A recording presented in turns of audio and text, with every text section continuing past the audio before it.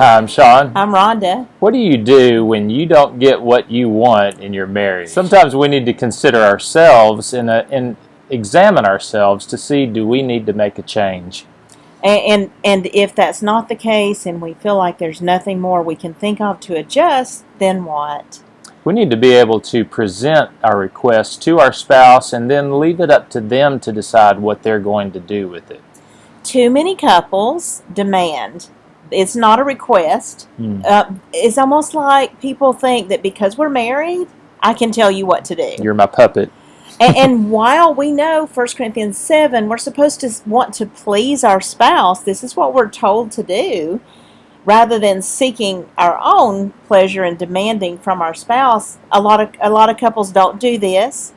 Instead, they're demanding. Yeah. And then they're frustrated when they don't get their demands. Yeah, we need to respect that our spouse is an individual and allow them to make their decision based on the way that they see things. It's very likely that when you fell in love, when you first met even, you were accepting that person exactly like they are, and whatever they did was what they chose to do. And you two fell in love, but then at some point you started telling the other person choices to make, how it was going to be, and rightfully so. You should be together because now after you get married, you're making choices that involve the two of you. However, that's destructive to the relationship. Anytime we have that dictator relationship or that parent-child relationship, we're going to damage the relationship. That is not the husband-wife relationship. Sometimes we can start off making a request, but then it more or less turns into a demand. I expect you to do what I'm saying, and I'm not really giving you a choice of what to choose.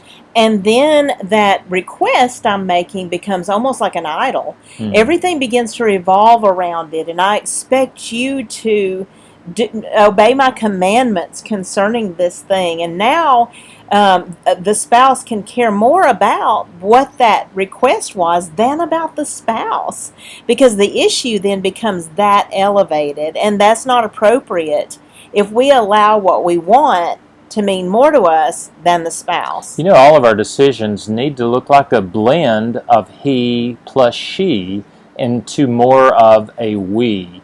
And so if you are seeing that more of the decision making in your relationship looks more like he or it looks more like she, there's not really a blend. You know, God said the two shall be one. He didn't mean that one was going to cease to exist and it was all going to take on the image of the one person. Right. It's supposed to be a blend between the two of them. So when we make a request, we need to be really clear what we're asking. Might that be part of the difficulty?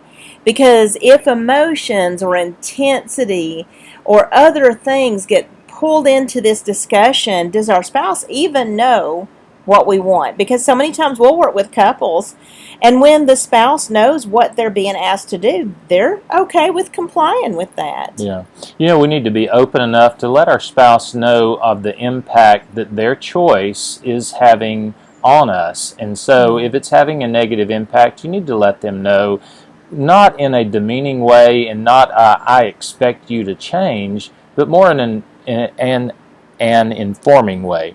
You know, we need to watch that we're not having a threatening or manipulating kind of approach to our spouse when they're not doing what we want. If we're just making someone aware of our needs in almost a business-like way, without a lot of emotion, definitely without insinuations of what a bad person you are for not doing this, without a lot of assumptions of, I'm sure you must have meant this or that, we'd be more likely to be heard. Yeah, all of this is just keeping a humble and considerate attitude toward our spouse about their perspective. And so you might want to look at this. Are you tripping your spouse up in being able to hear you?